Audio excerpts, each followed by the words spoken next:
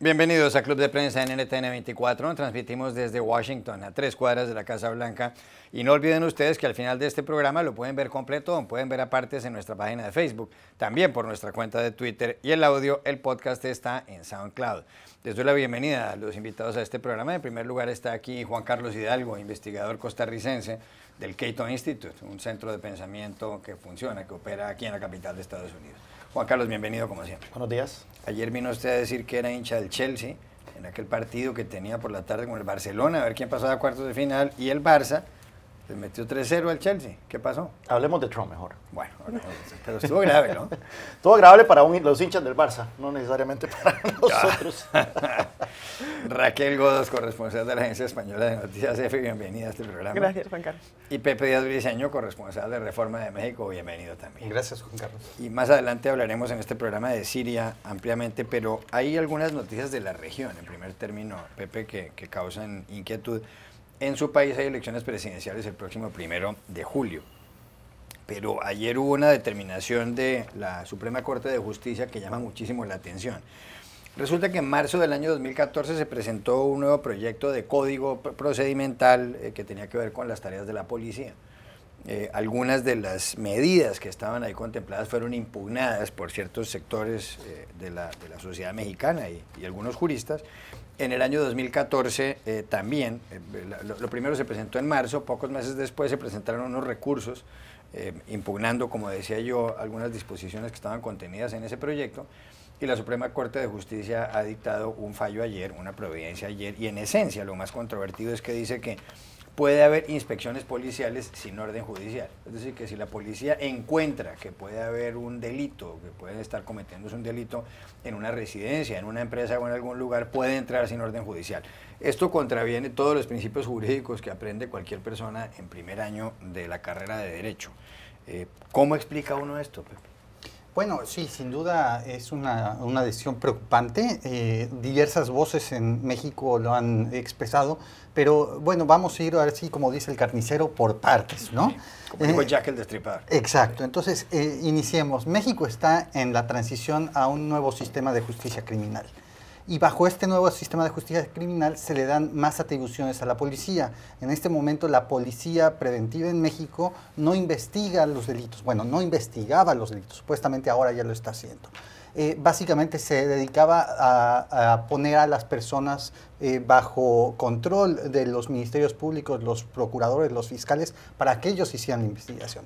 Ahora, con este nuevo modelo de justicia criminal, se le dan más atribuciones justamente para que estos policías inicien investigaciones dentro de sus propios cuerpos. Esto significaría que tendría más atribuciones para justamente examinar residencias, personas, pero bajo criterios establecidos de investigaciones en curso, bajo métodos científicos.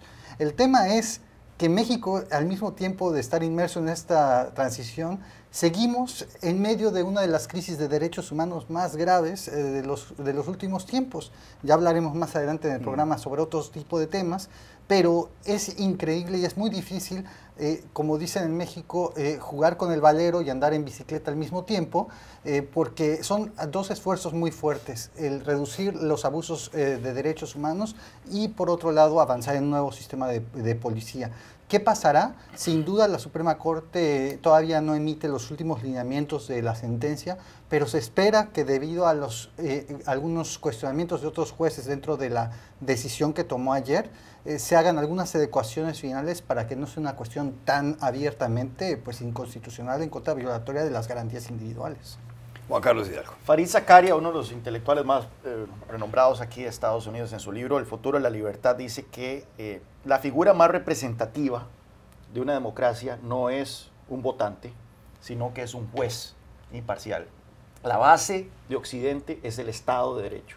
Un Estado de Derecho que se empezó a formar hace 800 años con la firma de la Magna Carta. Carta año 1215 en Runnymede. En Runnymede, a las afueras de Londres, se oponían los nobles a lo que estaba haciendo el rey Juan, y además ahí aparece uno de los artículos de la Carta Magna donde dice que nadie puede tomar una determinación si no es de acuerdo con la ley de la tierra, o sea, con el ordenamiento legal, the law of the land. The law of the land, ahí se empieza a gestar las instituciones del Estado de Derecho, y instituciones como el derecho a un juicio, el derecho al debido proceso y el derecho a la defensa, a poder ser, si uno es acusado de un crimen, a poder defenderse. Bueno, y eso ha venido evolucionando desde entonces, no ha sido un proceso fácil. Gordon Brown, el ex primer ministro británico, dijo que cuando uno, en el proceso de formación de un Estado de Derecho, los primeros 800 años son los más difíciles.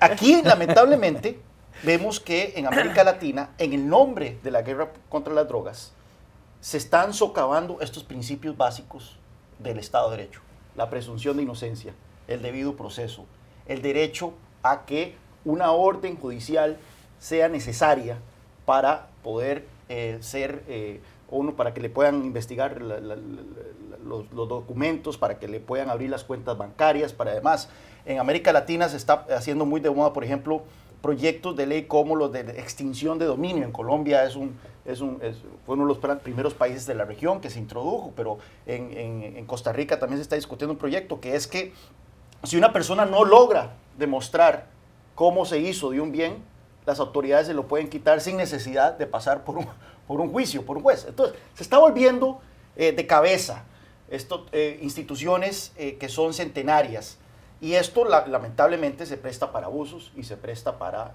todo tipo de irregularidades, particularmente en un país como México, en donde la policía no es de confiar.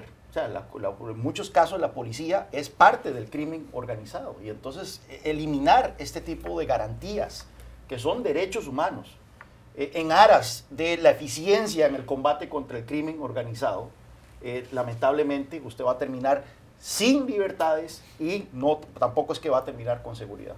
A propósito de lo que mencionaba usted de la Carta Magna, es verdad que fue revolucionaria, fue, como decía yo, en el año 1215, y estableció ese principio de que solamente se pueden tomar medidas, digamos, de carácter jurídico o judicial con una persona con base en lo que dice la ley. Y esta carta la redactaron los nobles para oponerse a los excesos que estaba cometiendo el rey Juan en Inglaterra, pues que estaba haciendo esencialmente lo que le daba la gana. Precisamente esta era la manera de ponerle controles al rey Juan, que además fue tan desastroso que nunca desde entonces Inglaterra ha tenido un rey con el nombre de Juan, con el nombre de John, por ese rey Juan. Raquel Godas. Bueno, a mí me gustaría incidir sobre todo en la última parte de lo que ha dicho Juan Carlos, y es que me parece, es gravísimo en sí, ¿no?, el hecho, porque evidentemente se pasa por encima de cualquier tipo de derecho fundamental, pero lo más grave y lo que a mí más miedo me da es las consecuencias, dado el alto nivel de corrupción de la policía mexicana. Eso es lo que más me preocupa, y además hasta me sorprende, porque cuando tienes un cuerpo de seguridad, unas fuerzas de seguridad que evidentemente y comprobadamente están corruptas, que deriva eso en casos de impunidad altísima, porque son ellos mismos los que están cubriendo a criminales y siendo parte de toda una trama de corrupción y de crimen, ¿cómo puede ser que se les dé un cheque en blanco de tal peso, ¿no? Creo que podría ser algo que tuvieran que echar atrás en muy poco tiempo, porque las consecuencias reales y las consecuencias directas a corto plazo pueden ser muy evidentes. Puede haber una cantidad de abusos muy flagrantes, ¿no? Entonces, bueno, la verdad me sorprende muchísimo, me sorprende que la comunidad internacional no sea más vehemente con el caso. Y bueno, creo que en México, en esta reforma de la justicia criminal y del sistema, debería primero enfocarse en solucionar el problema de corrupción que tienen en las fuerzas de seguridad. Hay otra cuestión, Pepe, que tiene que ver con México, un informe que publica el diario El País de Madrid hoy en la página web, y se relaciona con aquel caso de lo que sucedió en Ayotzinapa, en una escuela, en Iguala, en México, el 26 de septiembre del año 2014, cuando desaparecieron 43 estudiantes. No se ha sabido en dónde están. Luego hubo algún informe de DNA en Austria, me parece que fue, que decía que habían encontrado restos de algunos de estos estudiantes, pero la verdad es que ellos no han aparecido. Y llama la atención además que parece como que se hubiera ido olvidando el caso, y ya están en campaña electoral en ese país. Bueno, lo que dice la Oficina del Alto Comisionado de Naciones Unidas es que en la investigación que se abrió para tratar de aclarar qué fue lo sucedido. Ha habido 129 detenidos, a 63 de los cuales, han sufrido torturas. ¿Cómo así? Bueno, la verdad es que los abusos que están descritos en el informe, según relata El País, son gravísimos. Hablan de choques eléctricos, penetraciones anales, lesiones, realmente cosas que inauditas. A mí me parece realmente deleznable. Y pues sí, refleja la grave, como decíamos antes, la gravísima situación de crisis de abuso de derechos humanos por parte de las policías. Yo ayer mismo estábamos metidos en toda esta cuestión sobre los nuevos nombramientos del presidente Trump y estaba discutiéndose el tema de la nominada a ser nueva directora de la CIA, Gina Haspel, que pues, fue una de las responsables de una de las prisiones secretas en Tailandia, donde se utilizó el famoso waterboarding o esa técnica de tortura con toallas sobre el rostro.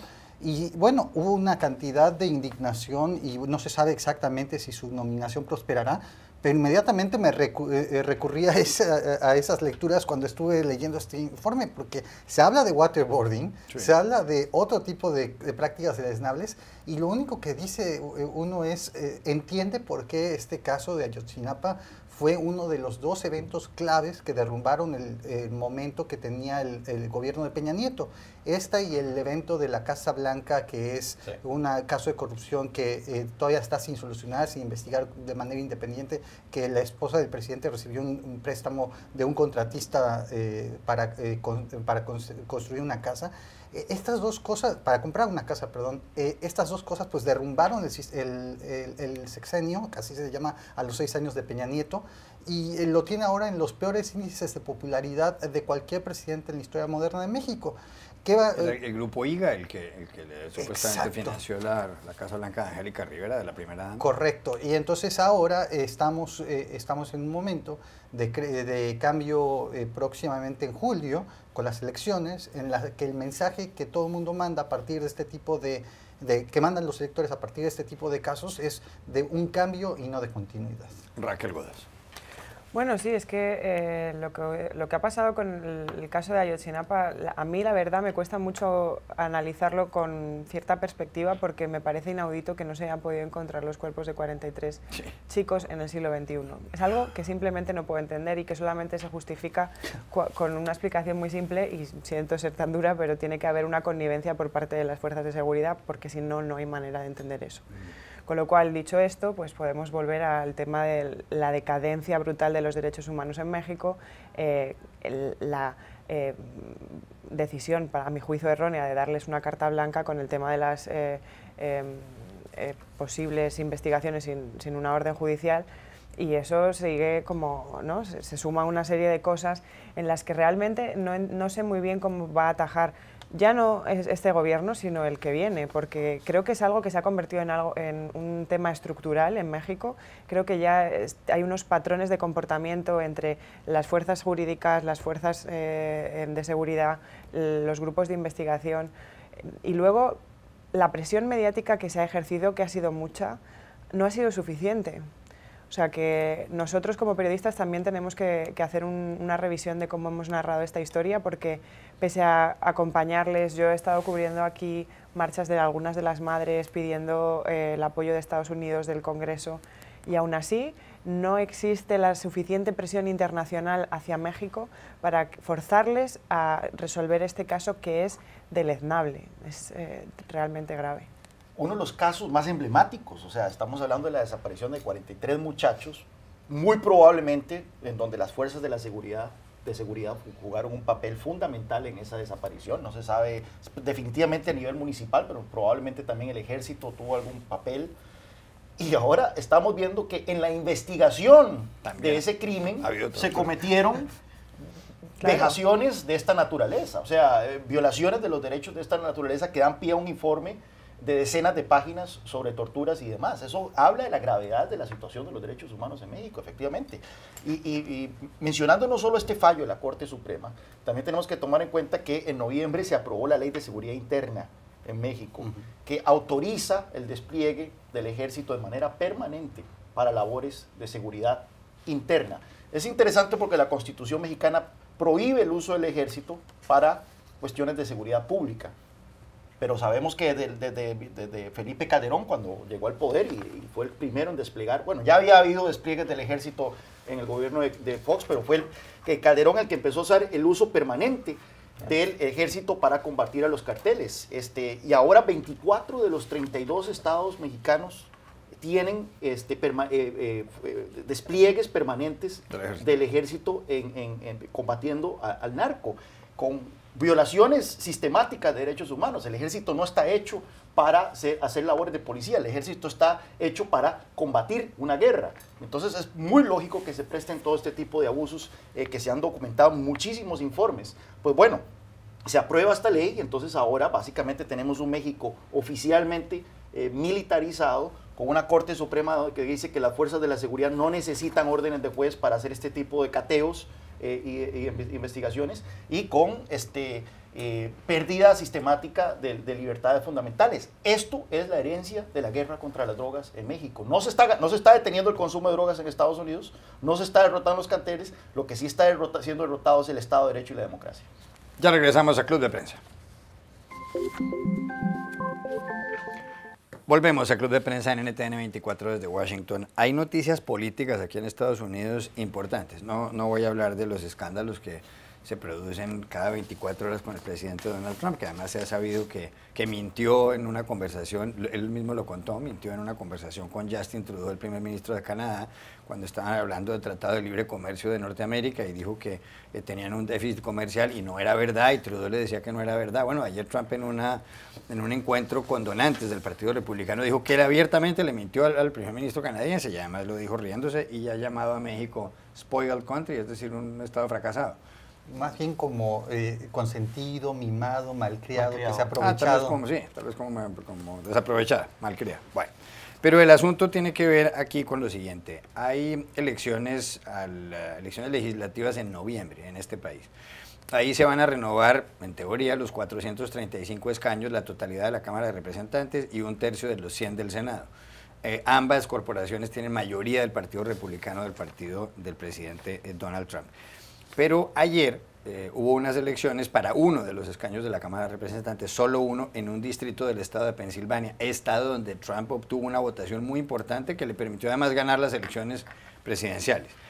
Estaban compitiendo por el escaño de un republicano que tuvo que renunciar, entre otras cosas porque él era antiabortista, siempre hablaba contra el aborto, pero se descubrió que a una amante a la que había dejado embarazada le sugirió que abortara. Este hombre debió renunciar.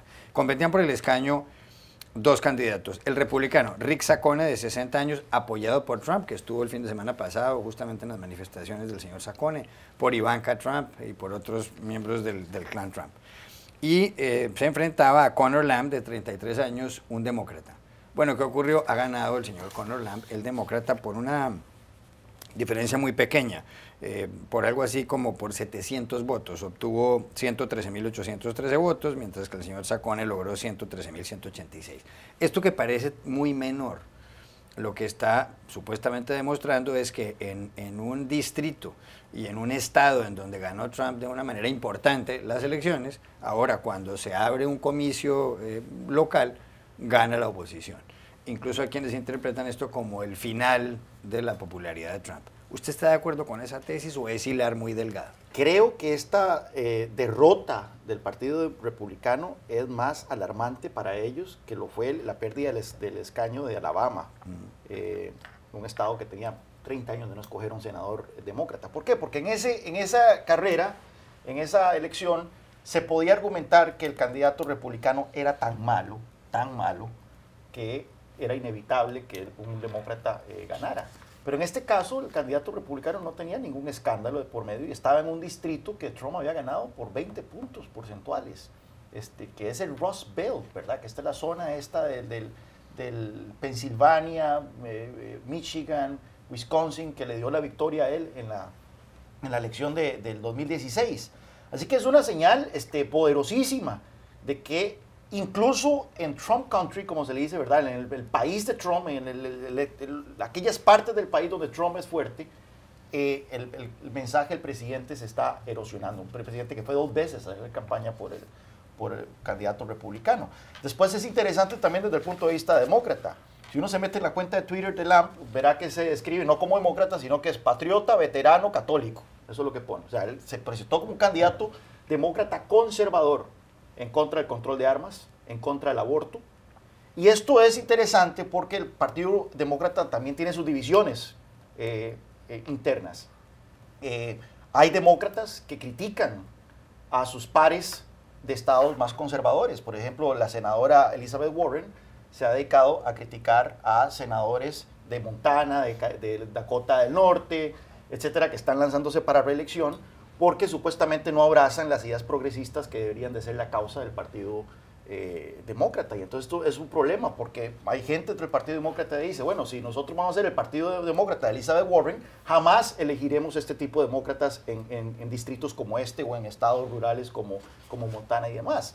Así que parece que los demócratas han aceptado la posibilidad de que candidatos conservadores puedan aspirar a estos puestos de elección popular y vemos que a pesar de que tienen posiciones en temas como armas, aborto, que son anatema a lo que han sido los principios históricos, por lo menos en los últimos años. Es decir, Lamb está de acuerdo con que exista la posibilidad de que la gente compre armas y tenga armas. Él se ha manifestado en contra del control, de un mayor control de armas. Así que es interesante en los dos puntos, ¿verdad? Sí. Y por otra parte es interesante también el zapato en el que se encuentran los republicanos.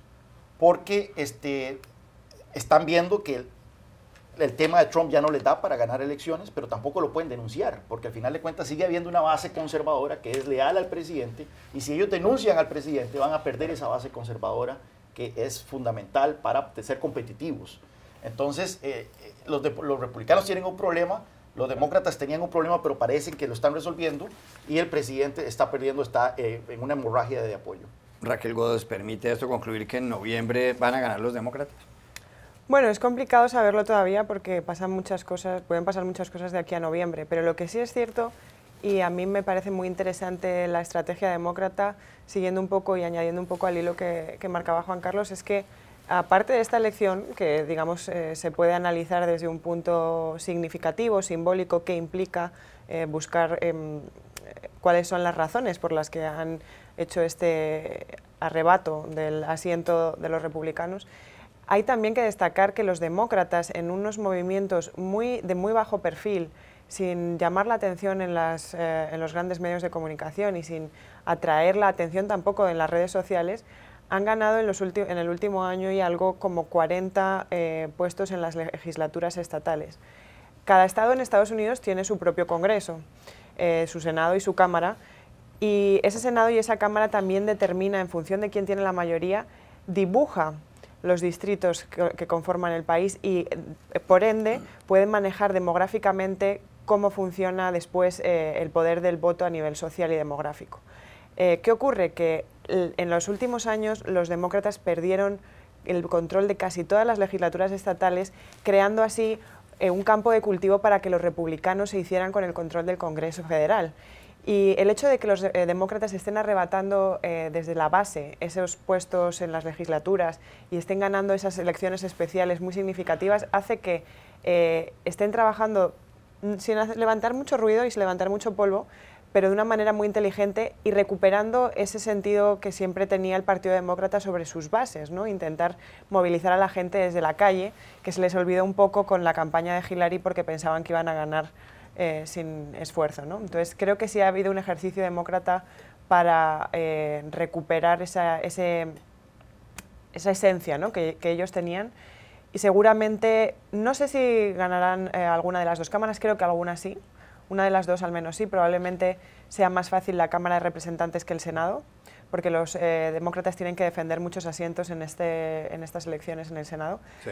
Pero en cualquier caso creo que va a ser algo muy, muy interesante de presenciar en los próximos meses. Pepe. Sí, es un reto a mí me parece, sobre todo para el Partido Demócrata, porque qué tipo de partido, como bien decían mis dos compañeros, va a quedar defendiendo qué tipo de causas. El tema de que el señor Lamb básicamente está compitiendo como si fuera un republicano light para quitarle votos a un partidario de Trump, me parece pues realmente preocupante. Me parece, está bien que ganen los demócratas, pero ¿qué tipo de partido les queda en las manos? Aquí en Washington, bien decía Juan Carlos, ha habido desde la parte progresista se le han aventado tomates durísimos al grupo de los Blue Dogs, que son los demócratas conservadores en el Congreso, y prácticamente ellos se sienten aislados de muchas de las posiciones que ha tomado Nancy Pelosi, por ejemplo, la jefa de la minoría demócrata en la Cámara Baja, e incluso el propio Lamb, como bien se decía en introducción, pues no hizo campaña diciendo que Nancy Pelosi era la líder a la que iba a obedecer. Al contrario, él dijo que estaba, por ejemplo, a favor de los recortes impositivos y también la cuestión del libre comercio. Él está en contra, a favor de las tarifas, de los aranceles que impuso Trump. Y esto obviamente le gana apoyos en esta cuestión de la clase blanca trabajadora, de los productores de acero que eran muy importantes en ese distrito. Entonces, ¿qué tipo de partido demócrata nos queda? No estamos pensando en el partido demócrata que imaginamos de Bernie Sanders o Elizabeth Warren, y más bien estamos pensando cómo se está modificando toda la participación ideológica dentro de Estados Unidos, y que quizá el trumpismo, esta forma de pensar mucho más conservadora, se quede estacionada ahí por cierto tiempo. Sí, es interesante porque mencionaba Pepe el tema de los Blue Dogs, ¿verdad? Los demócratas conservadores, que es una especie en extinción, ¿verdad? Ya casi no quedaban Blue Dogs hasta ahora, que están empezando a salir. Igual los republicanos del noreste, los llamados rhinos, que le decían claro, Republican in name only, que eran republicanos solo por nombre, porque eran republicanos muy liberales, más moderados, también han desaparecido, y es parte de ese proceso de polarización que hemos visto en ambos partidos. Han desaparecido gran parte de los demócratas conservadores y los republicanos liberales. Adelante. Solamente una cosa, pero creo que es interesante ver que en el Partido Demócrata hay esa asunción de que hay una parte del partido que tiene que ser más conservadora por una cuestión práctica. Y a lo largo de la historia el progresismo ha sucumbido ante esa absurdez de tener esa superioridad moral de mis principios son estos y no los cambio, no me importa que no me entiendan porque yo tengo la razón. Bueno, pues vamos a ser prácticos e intentar solucionar esto. Yo creo que es bastante inteligente. Entiendo perfectamente lo que se dice, pero entonces, ¿cuáles son los temas en los que sí coinciden todos los demócratas? Pensemos, salud. ¿Qué otros son los que se creen? Defensa de seguridad social, de Medicare, etcétera. Veamos, por ejemplo, en el tema del recorte impositivo, en el Senado no hubo votos en inmigración demócratas, coinciden. a pesar de que hay varios demócratas de estados conservadores que están para reelección y aún así mantuvieron una disciplina importante. En nominaciones en la Corte Suprema también los demócratas se mantuvieron firmes. Entonces ha habido escenarios en donde, a pesar de que hay demócratas que vienen de estados conservadores que están en reelección, han asumido posiciones partidistas. Cambio de asunto, Raquel. Ayer hubo manifestaciones en todo Estados Unidos protagonizadas por estudiantes de colegios de secundaria y por padres de familia como consecuencia de la matanza del pasado 14, del día 14 del mes pasado en Parkland, en la Florida, de 17 personas en este colegio Marjorie Stoneman High School, a manos de un hombre, Nicolás Cruz, de un joven de 19 años que entró con un rifle de asalto. Pues los estudiantes han salido a la calle a decir que quieren que haya un mayor control sobre la tenencia de armas, el porte de armas, la compra de armas. Y digo, se han pronunciado en gran parte del país, incluso aquí en la explanada central de Washington, en el Mall y por supuesto en la Florida y en todos los estados. ¿Servirá esto para algo? Yo creo que es una movilización respecto a este tema sin precedentes, o por lo menos en la historia reciente de Estados Unidos, y creo que eso es un gran síntoma. Creo que no se van a callar tan fácilmente. Ayer la Cámara de Representantes aprobaba una ley de maquillaje que casi era insultante respecto al tema de la seguridad de las escuelas, sin ningún tipo de control de armas. Y creo que estos jóvenes, primero, tienen la fuerza, segundo, tienen la razón, fundamentalmente, y tercero, creo que cada vez están aglutinando más un movimiento y se están organizando, lo cual es bastante significativo. Todavía queda mucho por ver porque la marcha contra las armas aquí en Washington será el próximo 24 de marzo y yo creo que podemos llegar a ver algo incluso muy similar a lo que ocurrió con la marcha de las mujeres el día posterior a la toma de posesión de Trump, que sigue movilizando a las mujeres en núcleos más pequeños, aunque no esté en las portadas de los periódicos todos los días. Y sobre todo a mí me impresiona mucho esta chica Elena González, del grupo de estudiantes. La fortaleza que tiene y la capacidad de liderazgo que tiene es muy impresionante, y hay veces que para ese tipo de movimientos también son necesarios unos líderes alrededor de quien juntarse, ¿no? No voy a entrar en comparaciones con ningún otro, pero me parece al menos conmovedor. Yo, cubriendo historias aquí en Estados Unidos con víctimas de las armas de fuego, es una de las cosas más duras de ver, sobre todo porque no entienden que se están matando entre ellos, ni es muy complicado. Estos chicos se lo están contando, ojalá alguien les escuche. Juan Carlos Hidalgo. Sí, bueno, son movilizaciones muy emblemáticas, pero para la causa de ellos, lamentablemente, ellos no votan y no pueden contribuir a financiamiento de campañas, y eso al final de cuentas es donde se deriva el poder de la gente que defiende el uso de armas, en el hecho de que es un lobby poderoso, tiene mucha plata, como la Asociación del Rifle, y es un tema que lleva a la gente a votar quienes tienen armas. O sea, cuando usted habla con una persona que considera que debe haber control de armas, dicen, sí, yo considero que debe haber control de armas, pero ¿cuál es, entre sus prioridades, en qué punto eso está? Está de 10º lugar, de 8º lugar, hay otros temas como impuestos y demás que lo movilizan a votar. Cuando usted le pregunta a alguien que tiene armas, ¿cuál es en su orden de prioridades? El tema de la defensa de la segunda enmienda están de número 1 o número 2. Y eso hace entonces que efectivamente sea tan difícil aprobar legislación que yo soy un firme creyente en el derecho a portar armas para autodefensa, pero incluso legislación que tendría sentido para alguien como yo. Pero usted subiría, por ejemplo, la edad de 18 a 21 años para quien va a comprar un arma de fuego, un rifle. No, porque eso violaría un derecho constitucional de una persona adulta. Usted lo dejaría en 18 años. Solo una enmienda constitucional puede quitar derechos constitucionales. Y en este caso la Constitución de Estados Unidos es muy clara en que el derecho a portar armas para los adultos no puede ser quitado, como en este caso. ¿Y las armas de fuego tampoco?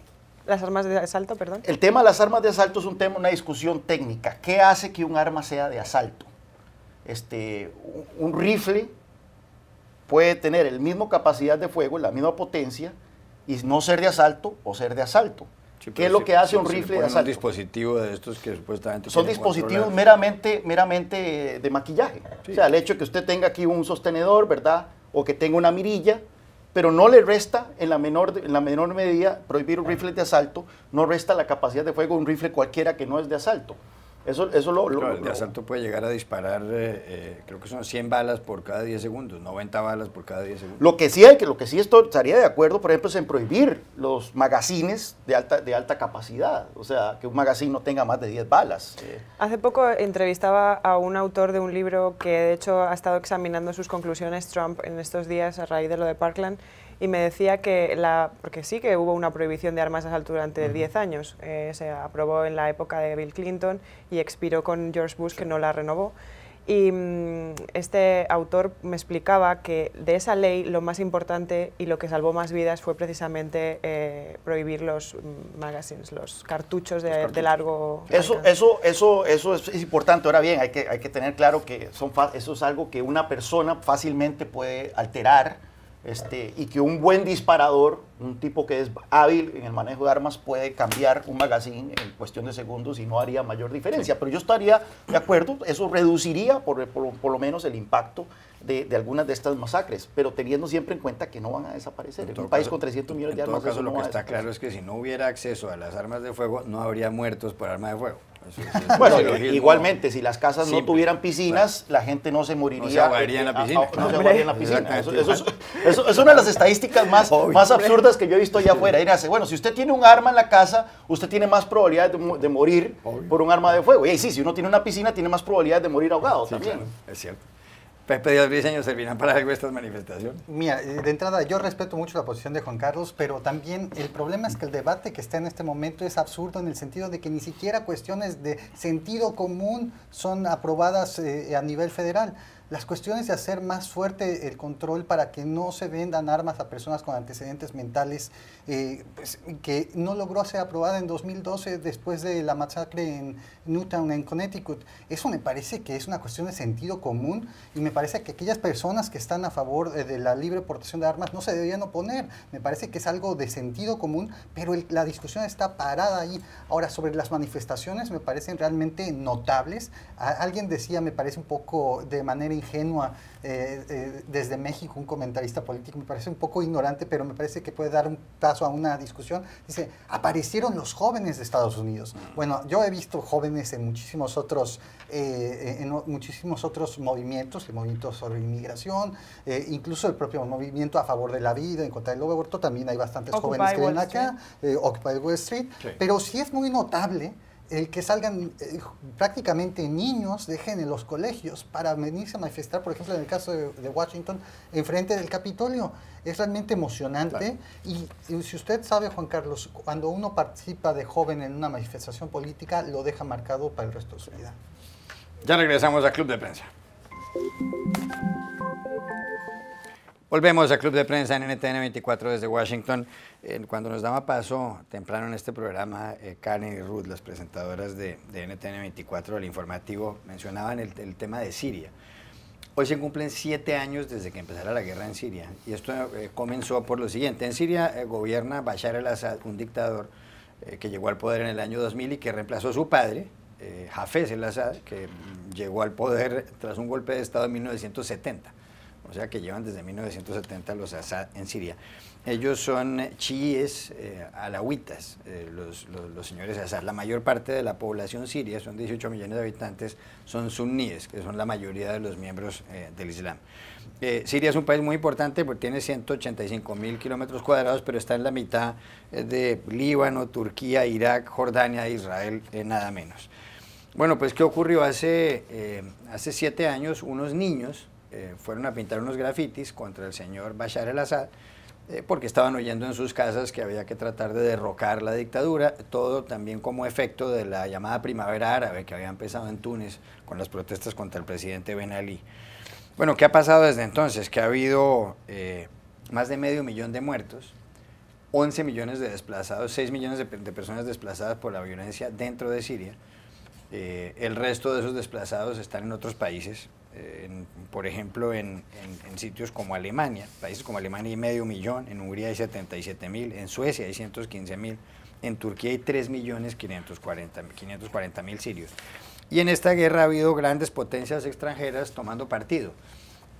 A favor del señor el-Assad están Irán por una parte, están Irán y está Rusia. Los bombardeos de la aviación rusa en el año 2015 inclinaron la balanza de la guerra a favor del señor el-Assad. Y en contra del señor el-Assad están Arabia Saudí, que siempre tiene peleas con Irán, está Francia y está Estados Unidos, que han ayudado a los rebeldes.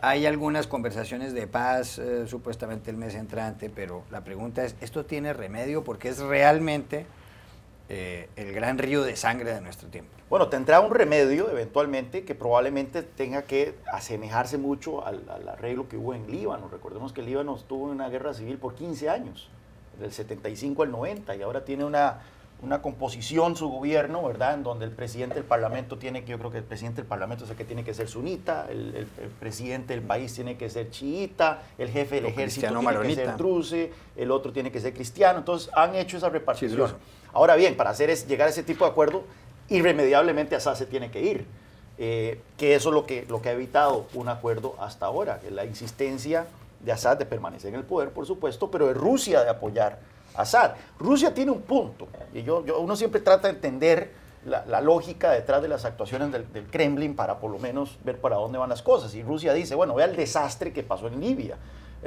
Occidente se apresuró a remover a un dictador del poder, a Gaddafi, y luego lo que hubo, no había plan, no había nada, no había estructuras, y lo que ha habido es una guerra civil terrible también en Libia, donde ISIS ha hecho el Estado Islámico que opera en Siria, así como Al-Qaeda. Exacto, y ahora lo que hay es un Estado fallido absoluto. Entonces ellos dicen, la necesidad de Occidente de remover a Assad va a crear en Siria un Estado fallido donde va a haber terrorismo y demás. Ahora bien, por supuesto que Rusia tiene también su interés propio, que es el hecho de que tiene una base naval, la única que tienen en el Mediterráneo, y por lo tanto necesitaban proteger a su títere.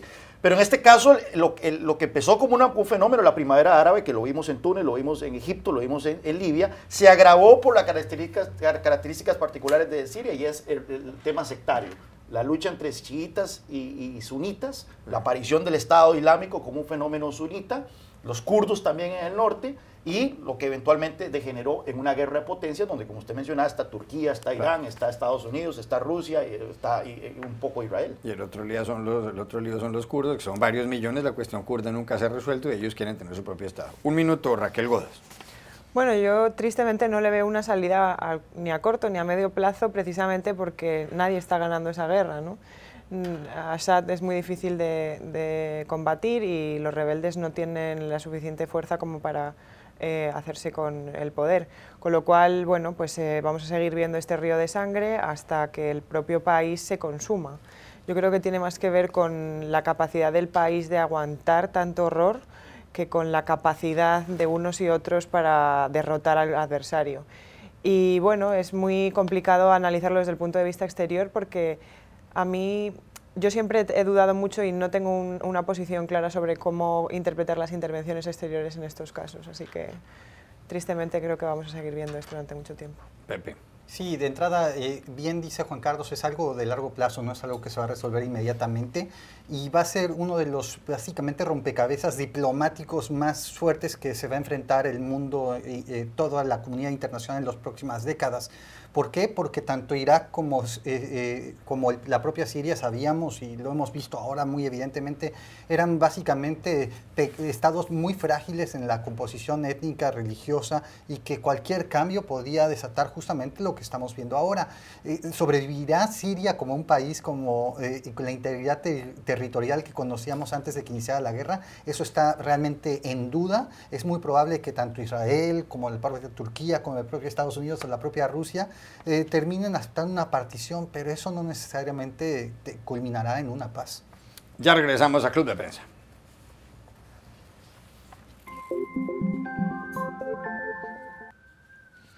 Volvemos a Club de Prensa en NTN 24, últimos 2 minutos. La BBC publica la lista de los países más felices del mundo y los más infelices.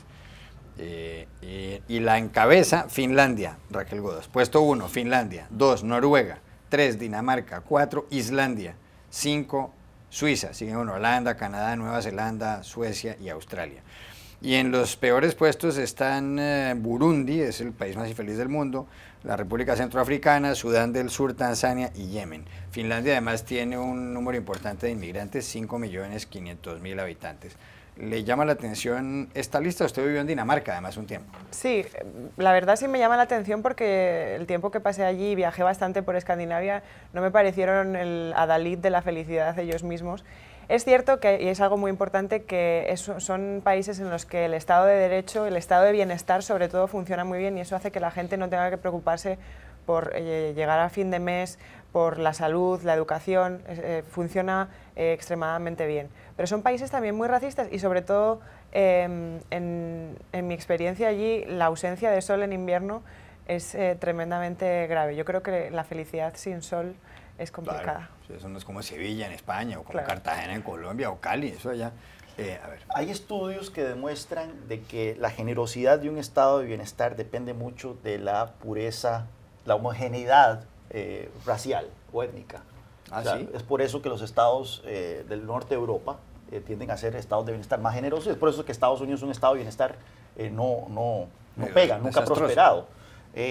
Ahora bien, y es por eso que estos países, si vemos cuántos países tienen partidos importantes de extrema derecha, veremos que la mayoría de estos países, los más felices, tienen partidos en el gobierno, incluso en algunos casos, De extrema derecha. de extrema derecha, precisamente porque la extrema derecha ha salido como un fenómeno de esta generosidad del estado de bienestar, ¿verdad? 20 segundos, inmigración. Pepe Briseño. Seguramente el Ministerio de Turismo de Finlandia debe estar feliz y seguramente puso dinero en la financiación de este estudio, pero los indicadores por los que decidieron esto fueron cosas como el ingreso, la longitud de vida, la generosidad, el apoyo del Estado. ¿Es eso la felicidad, Juan Carlos? ¿Dónde queda la comida, por ejemplo? ¿Dónde Los queda la tacos música? mexicanos, los tacos, Por Dios, las Italia. rancheras, la salsa. Y el fútbol. El fútbol. Bueno, ya hay fútbol. Bueno, se nos acaba el tiempo. Gracias, Juan Carlos Hidalgo, por haber estado aquí. Raquel Godas, Pepe Briseño. Ustedes los espero mañana en Club de Prensa. La salsa.